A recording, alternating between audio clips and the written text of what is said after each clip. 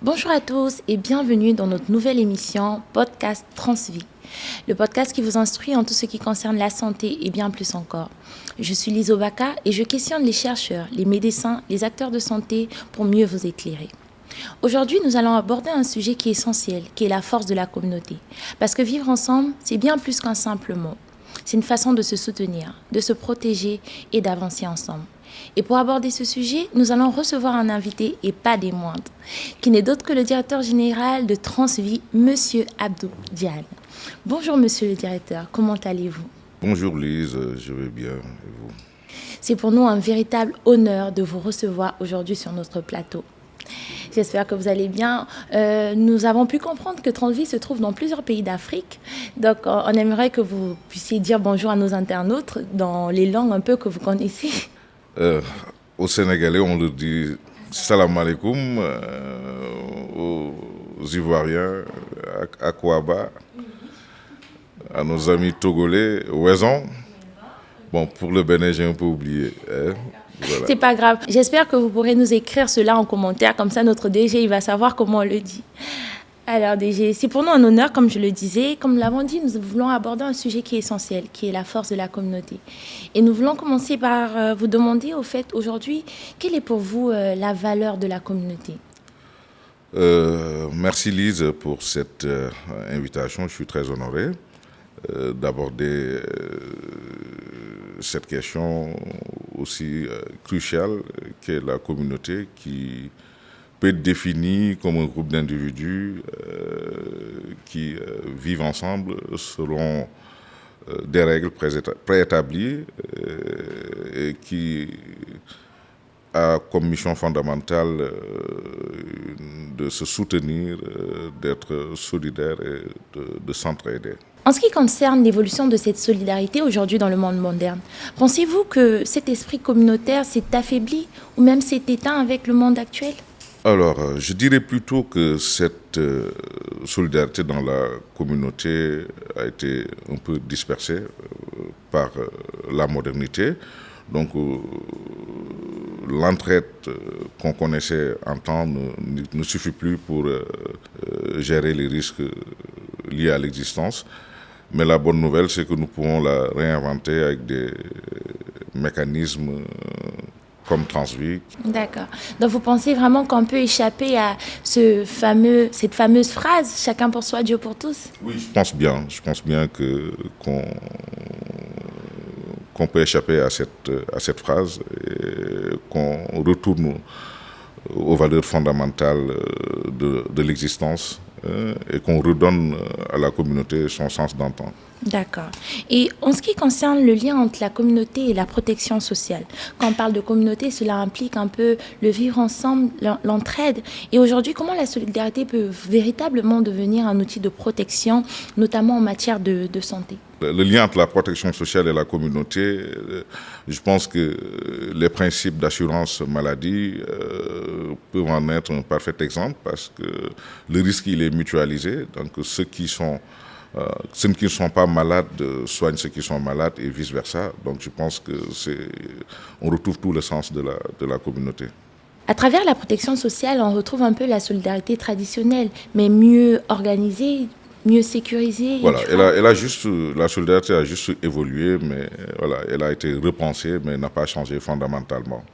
Monsieur le directeur général, pouvez-vous nous raconter un peu ce qui hier vous a poussé à créer Transvie? Quelle était votre vision de départ? Alors, c'est parti d'un constat très très simple dans notre société. L'accès aux soins de santé, à une couverture maladie, était dédié à une certaine frange de la population. Et donc l'idée nous est venue de repenser un modèle assurantiel qui pourrait prendre en compte toutes les franges de la société, quelle que soit votre capacité financière et votre secteur d'activité. Et nous sommes lancés dans cette aventure en 2008. Oui, ok. Parce qu'aujourd'hui, c'est une très belle initiative parce qu'aujourd'hui, on rencontre beaucoup de familles qui rencontrent des problèmes financiers parce qu'ils ont eu des enfants malades. Et un peu, ce que vous avez créé est venu un peu répondre à ce besoin. Oui, tout à fait. Comme je viens de le dire, nous nous évoluons dans des sociétés où, je dirais, plus de la moitié des populations travaillent pour son propre compte ou évoluent dans le secteur informel, donc sont exclus des schémas classiques de protection sociale. Donc il fallait apporter un début de réponse à cette problématique. Et donc l'idée nous est venue de mettre en place Transvie. Et notre ambition, c'était de démocratiser un peu l'accès aux soins de santé. Je me rappelle, en 2008, nous avions démarré avec le secteur des transports routiers qui avait jadis comme habitude, en cas de maladie, de faire des quêtes au niveau des gares routières. Pour moi, c'est une façon de redonner la dignité à ces personnes, leur permettre de se soigner sans pour autant que votre maladie soit divulguée, que tout le monde sache de quoi vous souffrez. Et cette prise en charge se limitait aux chauffeurs, aux transporteurs, mais maintenant c'est élargi à leur famille. Et donc, je cite le secteur du transport, comme je pourrais citer d'autres secteurs de l'économie informelle. Et comme je l'ai dit tantôt, quelle que soit votre capacité financière, vous avez une offre qui vous convient, qui vous parle à Transvie. Donc c'était une façon, j'ai toujours eu l'ambition de démocratiser l'accès aux soins de santé, qui ne doit pas être quelque chose dédié aux gens qui ont les moyens, aux personnes qui ont un certain statut, mais c'est un droit universel. Donc on comprend en fait qu'aujourd'hui avec Transvie, on n'a plus besoin de faire la quête dans les quartiers pour pouvoir soigner son enfant. Non, ça c'est révolu. Oui, c'est vraiment révolu. Voilà. Merci DG. Aujourd'hui, beaucoup reconnaissent Transvie comme une référence en ce qui concerne l'assurance santé. On se demande quelle est votre vision pour les années à venir? Alors, pour les années à venir, je pense qu'on ambitionne de faire de Transvie un levier d'intégration africaine, car nous sommes déjà présents dans 6 ou 7 pays et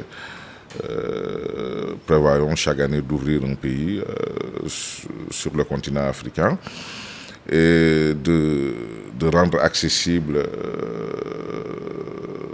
de faciliter la prise en charge médicale à tous les Africains, à toutes les Africaines. Vraiment, nous les Africains, on espère que vous allez ouvrir ça dans tous les pays. Ceux qui nous regardent, ne vous en faites pas. Transvie arrive dans vos pays. Donc, DG aussi, on se demande comment comptez-vous faire pour que cette vision communautaire continue d'impacter positivement la société? Alors, nous continuons à nous déployer naturellement et à être plus dans une dynamique d'écoute pour répondre au mieux aux besoins des populations. Donc, nous pensons que dans la sous-région, nous avons les mêmes réalités. Quelque chose qui a marché au Sénégal, forcément, doit pouvoir marcher dans d'autres pays africains.